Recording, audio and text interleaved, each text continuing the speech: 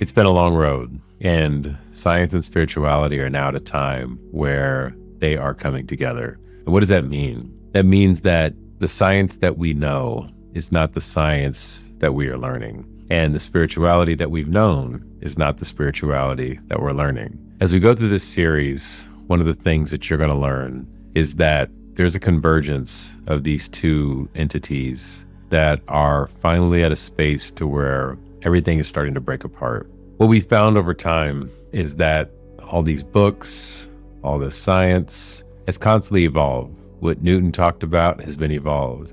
What Einstein proved has been disproven. And as we go deeper down this rabbit hole, what we are starting to understand is that all of this convergence of this energy, of matter, of time, of what the heck is a black hole, it all matters, and it also doesn't really matter at the same point. We're at a door where everything is going to change. We'll be moving from a world of space and time into a world of abundant frequency. And you'll hear these terms coming from me, like abundance, terms like resilience. And both of these terms allow us to understand what is possible and what it really means to be human. What we think human is not what human is. What we've been told human is some construct of suffering that keeps us stuck in these cyclical loops that is not tied to our divine and grounded purpose to walk in this world. So many of us ask the question is like, what is life's purpose? What's the meaning of life? And as we go through this series, you're going to learn what the meaning of life is, and everybody's meaning of life for themselves is a little bit different, but in a unified state, it's all one thing. What you'll find interesting in these conversations is that we will be eliminating all concepts of duality, all concepts of polarity. We will find the balance that exists that has been hidden from us, and honestly, that we've been hiding from ourselves for the majority of our lives. And when we start to recognize what this balance looks like, and we start to remember it within ourselves, and we start to walk in a rhythmic pattern to stand in the truth of why we were created, all of the stories that we've been taught will make so much more sense. And we will eliminate the judgment and the righteousness that we've cast on other people, on other religions, on other belief systems, and go back to that space and time, or what we'll call a coordinate as we learn to go through this journey together, where the Tower of Babel and this whole concept of separation in the human race was bifurcated into many different elements. There is no accident that we all look a little bit different, and there is no accident that we all sound a little bit different, and there is no accident that we all come up with these different upbringings and traumatic patterns. And every one of those patterns that we walk through is here for our own collective ascension. So if this is your first time here, please make sure to subscribe to this page. Also like and comment, because it's extremely important that this message that we're going to share gets out to the world, because we're at a time where we really need it. So what we're going to talk about today is this current Earth that we're in. There's been a lot of talk and chatter about these whole concepts of new Earth.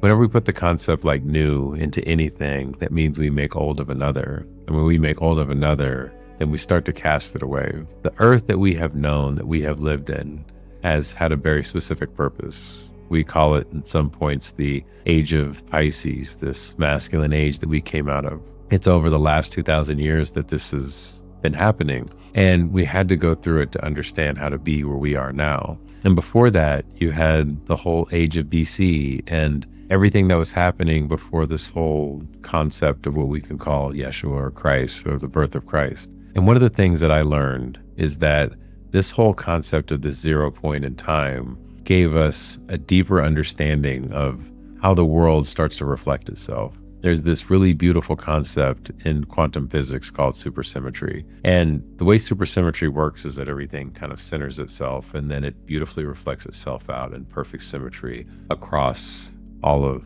the quantum. And we had the same thing happen at this 0 point in time. You have to think about it. There's nobody counting down to zero. It's not like they started at 400 BC and then started to get themselves down to zero. This whole concept of how we look at things through time and age and all of these different principles that we've put into place has been coded into us over centuries and centuries and centuries. And even the number 0 just started showing up very recently, because if you think about in the Roman times, they used Roman numerals. There was no principle of zero there. And so zero gave us a deeper understanding around how to work with math, how to work with numbers, how to use those numbers in order to create different dynamics in our lives. And what the number system gave us was a deeper understanding into what we call the code of creation. And what I'm going to do right now is talk a little bit about the code of creation and how that lays out into this numerical system and how we use that numerical system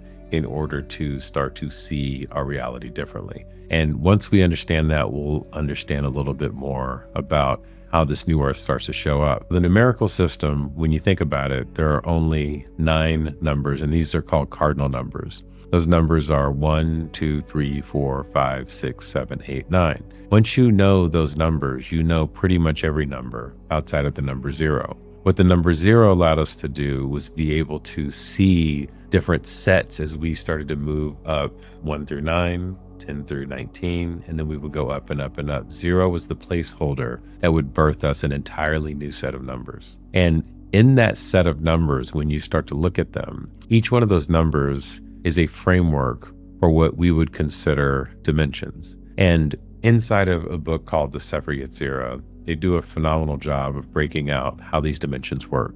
And there's several other books out there that talk about dimensions, and there are realistically infinite number of dimensions. But for the use case of us understanding how to work through our life and the code that we're in, what we are here to understand is that there are only 9 dimensions. Those 9 dimensions replicate themselves over and over again as they meet what we call a 0 set.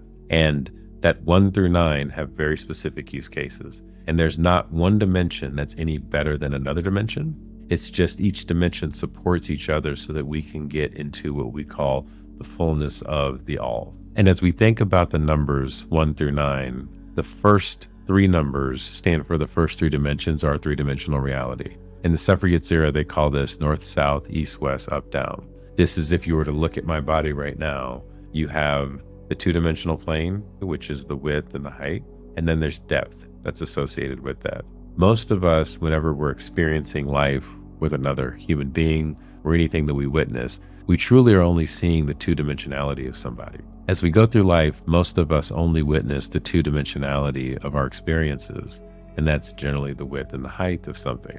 We stand in front of somebody and very rarely do we get into the depth of them. Do we understand all the things that they've been through? And this is energetically, as well as this is just in understanding who they are. We just see them as they stand in front of you. This is why we oftentimes like pictures so much, or capture ourselves in these moments. It's a 2-dimensional understanding of an experience. It doesn't give us a deeper understanding or wisdom around that 3rd-dimensional depth. This is why we call people shallow oftentimes. And one of the things that the 3-dimensional space helps us really get into is when we look at the space of something, we really go deep into what takes place within the experience of another human being. This is where we get challenged and trapped many times in our relationships, because our relationships require an aspect of understanding the depth. It requires an aspect of understanding the depth within ourselves and the depth of another human being. This is where total responsibility, or what the Hawaiians call ho'oponopono, is extremely important, because for each of us, we have to understand the responsibility and the depth of ourselves before we can understand the depth of anybody else. And when we come into a relationship and we're extremely shallow, or we don't have an understanding of where our wounds are, and this is why shadow work and trauma work are extremely important as we are having these experiences with loved ones and when we're venturing into a relationship, because understanding the code of the space of another human being requires us to understand the code and the space of our human being. This is why in the Hermetic principles, they say as above, so below, as within, so without. As you do one thing, you do all things. So if I don't understand me, how can I possibly understand another person? If I don't have wisdom within me, how can I have wisdom with another person? We are constant reproduction machines. And in the Hermetic principles, having masculine and feminine creates the generation of the life outside of you. If I don't have a balance within myself, but I'm constantly reproducing life from the space within, what am I reproducing? I'm reproducing the extension of myself into the experiences of everybody else around me. And because the people around me are never accidentally placed. They are receiving that and they are replicating it back to me. So when you think about the numbers 1 through 3, what's extremely important as we look at the code of this matrix, and this is really what I want us to understand as we go on this journey, is that each and every one of those numbers, and this is why you'll see angel numbers show up in your life. If you're seeing 111, there's an aspect of the up and down of self, of the height of the self that you need to understand. There's an aspect of your grounding and how you're actually receiving divine energy. If you don't have that showing up, then that linear aspect of you is out of balance, and how can you work with anybody else within that space as well? So 222 is how you actually hold the space between giving and receiving. If you're not balanced within this space around how you receive and how you give, if you're constantly taking from others and forcing your agenda on somebody else, then that's going to be out of balance. When you're seeing 222 show up, that's is when you're starting to walk in that rhythmic balance and you are in balance of your giving and receiving, or it's giving you a signal or a sign to start to be on that journey. And taking it a step further into the third dimension, this is where most individuals in life have extreme challenges. And those challenges come into the capacity that it's very easy from a sensory perspective for me to look at you on the other side of the screen, or you to look at me and say, okay, I get this person, but I don't understand the depth of them. And if I don't understand the depth of them because we're seeking the depth within ourselves, what ends up happening is that we only go as far as we allow ourselves to go within us. This is when we have to have this deep understanding of everything about us. So I'll use an example of this water bottle right here, okay? So this water bottle right here, when I look at it, okay, as you look at it, you see the front, all right? You don't see the back, you don't see the sign on the back of it, all right? You don't know what's inside of it. You just know that it's a water bottle. You don't know what's inside the water bottle. You don't know if the water's cold. You don't know if it's hot. You don't know if there's juice or there's coffee or whatever might be in here. So you're experiencing it and you can make a lot of assumptions around what's taking place in this bottle.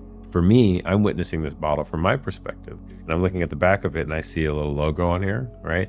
I see this lid that I can play with. There's a lot of things that I see. So my experience of this bottle two-dimensionally is much different than your experience of this bottle. What's the bottle's experience of itself? Well, the bottle knows how much water is in it. The bottle knows whether it's hot or cold. The bottle should know where its logos or its labels are, right? And the bottle should know how its form and function works.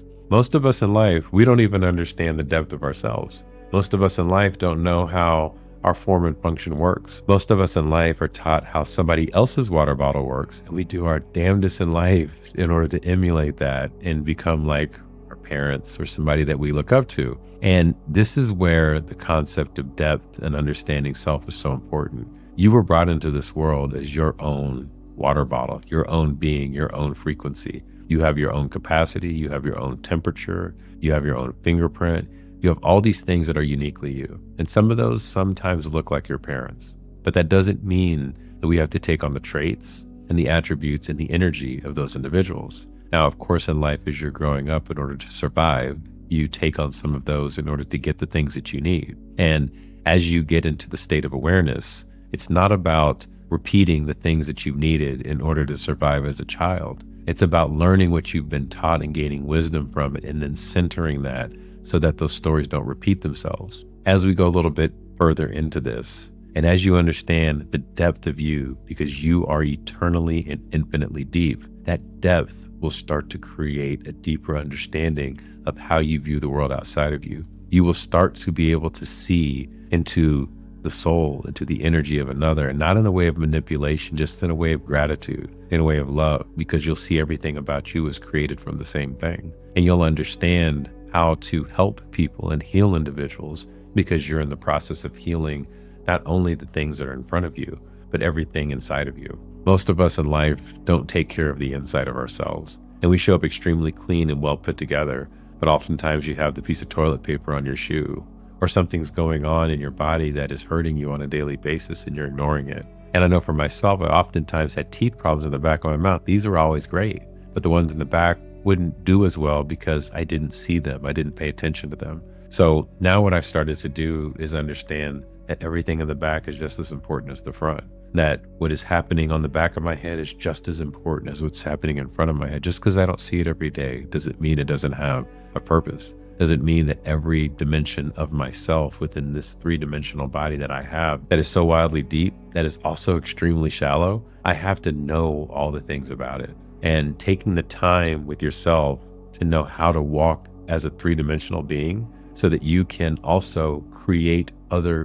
beautiful three-dimensional beings in your life will do a lot, not only to heal you and how you feel about how you show up in the world, but also heal many of the relationships in your life. Because when you know you, you know everything. And that's the beautiful part about understanding the first three dimensions of this creation. Now we're going to go into one more dimension on this video, and we'll finish the other 5 in videos to come. Dimension 4 is around the dimension of time. The 4th dimension is all about time. It's taking this three-dimensional version of ourselves and how we project life from the inside out. And then there's this whole time thing that we internally go through and that we externally create. And the measurement of time, as we see it, is a linear construct. It has something to do with the past, the present, and the future. And we anticipate the future. We look back on the past. And very rarely are we present because we use these other 2 things in order to live now. And in the process of living now, this is one of the deepest places that we could ever surrender into.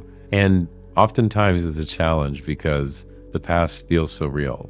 The memory of how we hold the past is one of the trickiest things because the brain we have up here is a horrible master and a wonderful tool and instrument in order to help us create. We give our brains way too much power. We concretize aspects of the past and we create these cycles over and over again and use that in order to create safety. And generally that's out of an illusion because the things we try to protect ourselves from are kind of silly, like your mother-in-law or relationships or even just these memories of childhood trauma that you couldn't even possibly replicate. I couldn't possibly replicate the things that happened to me as a child. I was sexually abused as a child, but there's no way that I would ever replicate that experience again with the awareness that I have, knowing what I know, and even in the physical body that I'm in. For all of us that live in this whole concept of, hey, my parents did this to me, so I am this way, we are rationalizing this behavior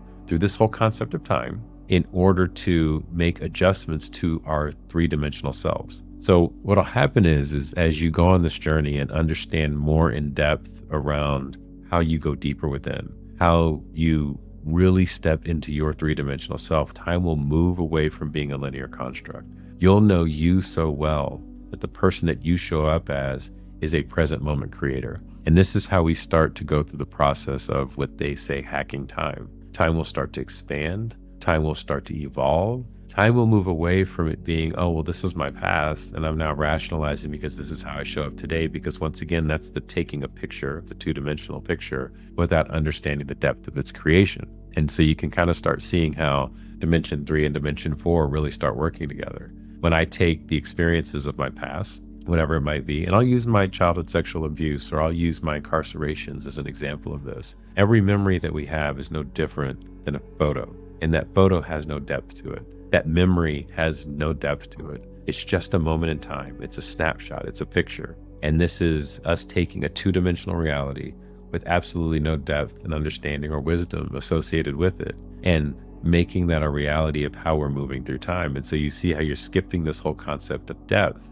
and you basically miss this third dimensional grounding that allows us to become extremely full. This is one of the reasons that Tesla says 3, 6, and 9 are the keys to the universe, because that third dimension is so critical for us to have an understanding of the depth of ourselves that when we bypass this, things get kind of crazy. And then we move through time, losing our minds, because then what we do is we take the two-dimensional aspects of time, which are the past and the future, we put it on a linear path based on the picture that we've taken of our memory, and we create our life off of this. So what the third dimension does is it allows us to round out our reality. It allows us to see things in a spherical manner. It allows us to understand that we are the cause creators of our lives and everything starts with the present moment of now.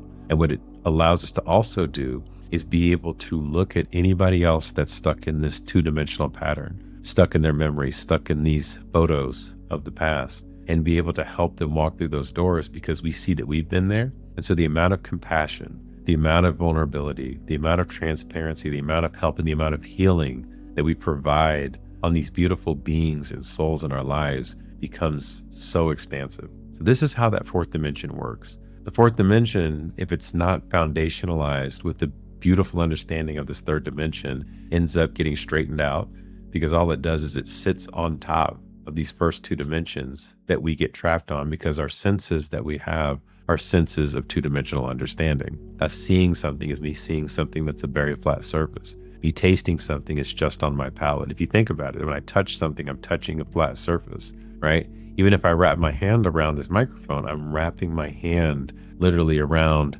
a surface, and it's only a two-dimensional understanding. Even when I hear something, this depth that we have within ourselves, understanding everything about us, we have to go through this. And I have this whole concept around a wheel of consciousness. And so this wheel of consciousness is being able to look at every dimension as it supports each other. At the first dimension, here's what I need to understand about how I am grounded, how I am pulling in energy from the divine. In the second dimension, it's being able to give and receive, and how I am embracing the life with both of my hands and being able to wrap my fullness around anything that comes my way. The third dimension is there's a depth of me that if I don't understand that depth within myself, I don't understand anything. And so then what I do is I walk through life with my senses, only looking at the two-dimensional understandings, turning back around and then saying, okay, everything in my life from a time perspective is sitting on top of that second dimension. And I'm bypassing the fourth dimension, and my life is in chaos because I'm no longer working this wheel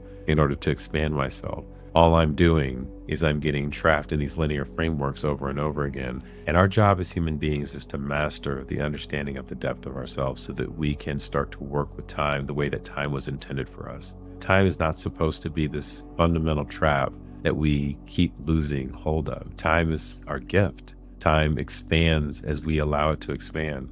Time allows us to do so many beautiful things. It's this spherical object that we can move through and start to incorporate frequencies within it based on a deeper understanding of ourselves. Next week, we're going to go deeper into the other dimensions. We're going to look at the scientific experiments that have been done over the last 100 to 120 years that are foundationalizing these principles that I just talked about into provable elements that, whether you are spiritual or overly scientific, whether you need logic or you believe in magic, that it'll allow us all to be able to ground and walk in the truth of this knowing. Make sure to subscribe to the channel, because on next week's episode, we're going to unlock more dimensions and more codes that allow you to see this reality in the most beautiful, loving way. Thank you, and I love you.